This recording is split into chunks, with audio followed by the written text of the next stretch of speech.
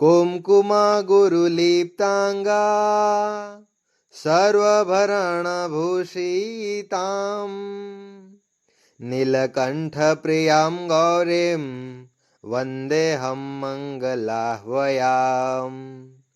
અર્થાત કુમકુમ અને અગરુ જેવા સુગંધિત દ્રવ્યોથી અંકિત અવયવોવાળી પ્રત્યેક આભૂષણોથી શોભિત નીલકંઠ ભગવાન શિવની પ્રિય ગૌરી માતાને હું મંગલરૂપા એવા શ્રી ગૌરીને વંદન કરું છું।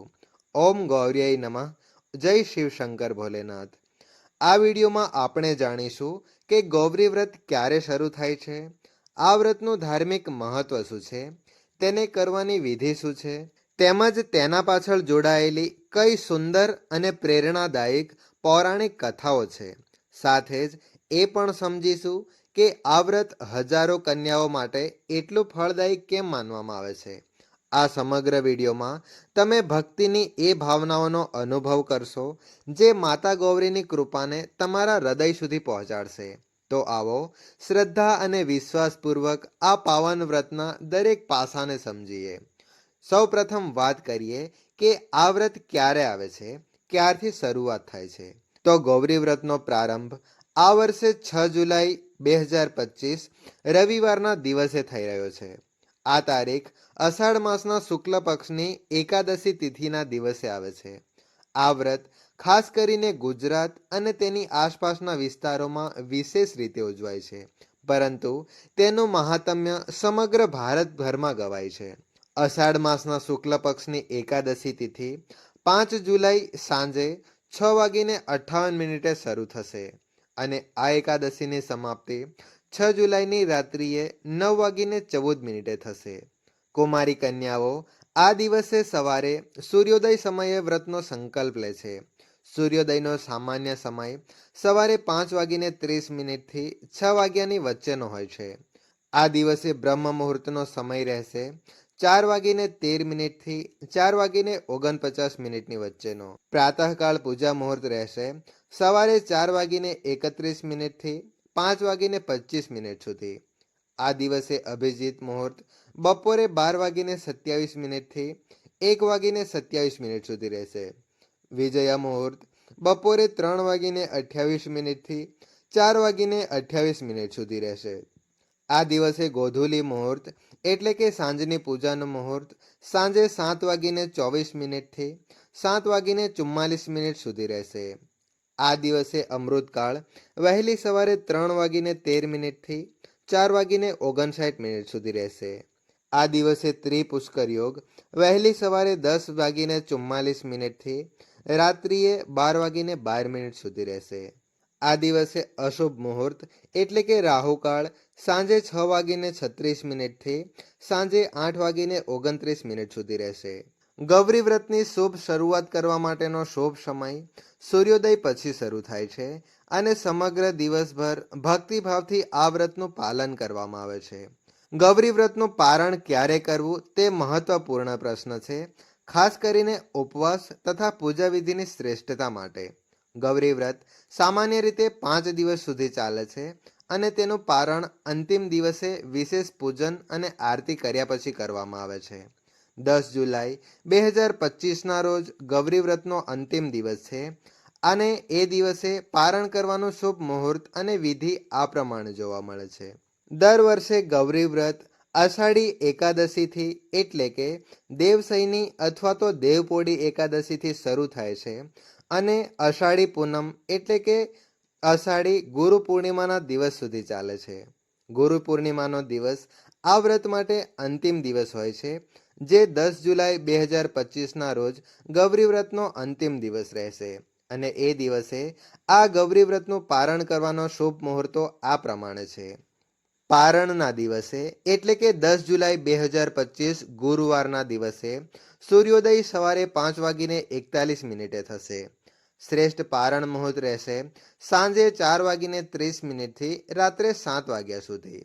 આ દિવસે અમૃતકાળ અથવા શુભ ચોઘડિયા જે બપોરે 12:27 થી 1:27 સુધી રહેશે અને આ સમય અભિજીત મુહૂર્તમાં રહેશે। સાંજે 3:30 4:30 સુધી વિજયા મુહૂર્ત રહેશે. સાંજ પછી ગોધુલી મુહૂર્ત પણ અનુકૂળ હોય છે. સાંજે 7:15 7:45 સુધી. આ દિવસનું અશુભ મુહૂર્ત એટલે કે રાહુકાળ રહેશે સવારે 1:30 વહેલી સવારે 3 વાગ્યા સુધી. આ સમયગાળા દરમિયાન પારણ ન કરવું જોઈએ. શું તમે જાણો છો કે ગૌરી વ્રતનું પારણ ક્યારે અને કેવી રીતે કરવું જોઈએ? તો આ છે ગૌરી વ્રતના પારણની વિધિ. જો તમે વર્ષ 2025ના 6 જુલાઈથી ગૌરી વ્રત શરૂ કરો છો તો સામાન્ય રીતે 10 જુલાઈ 2025 ગુરુવાર અંતિમ દિવસ હશે. એક તો પૂજા સમાપ્ત કર્યા પછી પારણ કરવું. વ્રતના અંતિમ દિવસે વહેલી સવારે ઉઠીને સ્નાન કરો. માતા ગૌરીને તાજા ફૂલો, ફળો, ચૂડીઓ, વસ્ત્રો અને સિંદૂર અર્પણ કરો. માતાજીને સુંદર રીતે શણગાર કરો. ગૌરી વ્રત કથા વાંચો અથવા શ્રવણ કરો અને મંત્રો અને આરતીથી પૂજા પૂર્ણ કરો. અને બીજું છે, માં ગૌરીને 5 પ્રકારની વસ્તુઓ અર્પણ કરવામાં આવે છે: ઘઉં, ચોખા, ફળ, મીઠાઈ, ખીર અથવા પંચામૃત. પછી પારણ કરો એટલે કે પવિત્ર ભાવથી ભોજન કરો. ખીર, ફળાહાર, મગ, ચોખા, પવિત્ર ભોજનનું સેવન કરો. પ્રથમ માતાને નૈવેદ્ય અર્પણ કરો, પછી તેને તમે ગ્રહણ કરો. અંતે માતાના ચરણોમાં નમન કરીને જીવનમાં ધૈર્ય, શાંતિ તથા શુભ વરની પ્રાપ્તિ કરવા માટે માતાને પ્રાર્થના કરો. શું તમે જાણો છો આ દિવસે કયા મંત્રના જાપ કરવા જોઈએ? તો ઓમ ગૌર્યાય નમઃ, ઓમ ગૌર્યાય નમઃ, ઓમ ગૌર્યાય નમઃ. આ મંત્રના ઓછામાં ઓછા બંને સમય 108 વખત મંત્ર જપ કરવા જોઈએ. ત્યારબાદ જય અંબે ગૌરી આરતી કરો. જો શક્ય હોય તો માતા ગૌરીના 108 નામોનું પઠન કરો, એટલે કે માતાના સહસ્ત્ર નામના પાઠ કરો. વિશેષ સૂચન છે કે પારણ સમયે ઘરમાં શાંતિ, પવિત્રતા અને ભક્તિભર્યા વાતાવરણ હોવા જોઈએ. પારણ યોગ્ય સમયે જ કરવું જોઈએ. વિલાસિતા ભર્યું કે તળેલું ભોજન ટાળવું. સાત્વિકતા જરૂરી છે. અંતે પારણ એ માત્ર ઉપવાસ તોડવાની વિધિ નહીં, પરંતુ માતાની કૃપાનો સ્વીકાર કરવા સાથે આત્માની તૃપ્તિનો પાવન ક્ષણ છે. શ્રદ્ધા અને સમર્પણથી કરેલ પારણથી જીવનમાં ધૈર્ય, શાંતિ અને સુખદ દાંપત્ય જીવન મળે છે. શું તમે જાણો છો કે ગૌરી વ્રત કરવાની વિધિ અને નિયમો શું હોય છે? તો ગૌરી વ્રતનું પાલન કરનાર કન્યાઓ વહેલી સવારે ઉઠીને સ્નાન કરે છે. ત્યારબાદ શુદ્ધ અને સ્વચ્છ કપડાં પહેરીને માતા ગૌરીનું સ્મરણ કરે છે. વ્રત 5 દિવસ સતત રાખવામાં આવે છે. આ 5 દિવસ દરમિયાન કન્યાઓ મીઠા વગરનું ભોજન લે છે અથવા તો ફળાહાર કરે છે. કેટલાક સ્થળોએ આ વ્રત 7 દિવસ સુધી પણ રાખવામાં આવે છે. વ્રતનું સમાપન વિશેષ પૂજન અને ગૌરી માતાની પૌરાણિક કથાના પાઠ સાથે કરવામાં આવે છે. વ્રતી કન્યાઓ એટલે કે વ્રત રાખનાર કન્યાઓ આ દિવસોમાં દિવસે માત્ર એક જ વખત ભોજન લે છે. બાકીના સમયે તેઓ ભજન કીર્તન કરે છે અથવા માતા ગૌરીના નામના જપ કરે છે. માતા ગૌરીના આશીર્વાદથી એવું માનવામાં આવે છે કે આ વ્રત વૈવાહિક જીવનમાં સુખ, સમૃદ્ધિ અને શાંતિ લાવે છે તથા કન્યાઓને ઈચ્છિત પતિની પ્રાપ્તિ થાય છે. આવી છે ગૌરી વ્રતની મહિમા, ભક્તિ, સંયમ અને શ્રદ્ધાથી ભરેલો પાવન ઉત્સવ. શું તમે જાણો છો કે ગૌરી વ્રતનું મહત્વ શું છે અને આ વ્રત જીવનમાં કયા કયા ફળ આપે છે? તો માતા ગૌરી જે સ્વયં શક્તિ સ્વરૂપા છે, તેમની કૃપા પ્રાપ્ત કરવા માટે આ વ્રત અત્યંત અસરકારક ઉપાય છે. કન્યાઓ આ વ્રત એટલા માટે કરે છે કે તેમને જીવનમાં યોગ્ય જીવનસાથી મળે, લગ્ન જીવન સુખમય બને અને તેમના અંદર સંયમ, ધૈર્ય અને સાચી શ્રદ્ધાનું વિકસન થાય. આ વ્રત માત્ર ભૌતિક ઈચ્છાઓની પૂર્તિ માટે નહીં, પરંતુ આધ્યાત્મિક શુદ્ધિ અને આધ્યાત્મિક ઉન્નતિનો માર્ગ પણ બને છે. જે કન્યા આ વ્રત સંપૂર્ણ ભક્તિથી કરે છે, તેને માતા ગૌરીની કૃપાથી જીવનની દરેક મુશ્કેલીનો સહજ રીતે ઉકેલ મળી જાય છે. શું તમે પૌરાણિક કથા પાછળનું મહાત્મ્ય જાણો છો? એક સમયની વાત છે, હિમાલય પુત્રી પાર્વતીજી જેમણે માતા ગૌરી રૂપે અવતાર લીધો હતો. તેઓ ભગવાન શિવને પતિ રૂપે મેળવવા માંગતા હતા. એ માટે એમણે ખૂબ જ કઠિન તપ કર્યું. તેમણે વર્ષો સુધી અન્ન, જળ ત્યાગ કરીને વ્રત કર્યું અને ઉગ્ર તપસ્યા કરી. તેમના આ ઘોર તપ અને નિષ્ઠા સામે પ્રસન્ન થઈને ભગવાન શિવે તેમને પોતાની અર્ધાંગિની રૂપે સ્વીકાર્યા. આ જ ઘટના આધારભૂત બનીને ગૌરી વ્રત તરીકે પ્રચલિત થઈ. જ્યારે કોઈ કન્યા આ વ્રત કરે છે ત્યારે તે માતા પાર્વતીના તે ભક્તિભર્યા સંકલ્પ અને તપસ્યાનું અનુસરણ કરે છે. કથા એ પણ કહે છે કે માતા પાર્વતીનું આ વ્રત એટલું અસરકારક હતું કે સ્વયં મહાદેવ પણ તેમનો પ્રેમ અને તપથી વિગલિત થઈ ગયા હતા. તેથી જ જ્યારે કન્યાઓ ગૌરી વ્રત કરે છે ત્યારે તે મા પાર્વતી પાસે એ જ આશીર્વાદ માંગે છે કે તેમને પણ શિવજી જેવા જ બુદ્ધિશાળી, ધર્મનિષ્ઠ અને દિવ્ય ગુણો ધરાવતા પતિ મળે. આ કથા માત્ર વાર્તા નહીં, પરંતુ આ એક પ્રેરણા છે. આ એ સંદેશ આપે છે કે જ્યારે કોઈ વ્યક્તિ મન અને આત્માથી કોઈ સંકલ્પ કરે છે ત્યારે એ સંકલ્પ ભગવાનને પણ આકર્ષિત કરી શકે છે. હવે આપણે એ જાણીએ કે ગૌરી વ્રત કોણ કરે છે. શું લગ્ન કરેલ સ્ત્રીઓ પણ આ વ્રત રાખી શકે છે? તો ગૌરી વ્રત મુખ્યત્વે કુંવારી કન્યાઓ દ્વારા જ કરવામાં આવે છે, પરંતુ ઘણા સ્થળોએ લગ્ન કરેલ સ્ત્રીઓ પણ આ વ્રત કરે છે. તેઓ આ વ્રત પોતાના સુખદ વૈવાહિક જીવનની નિરંતરતા માટે કરે છે.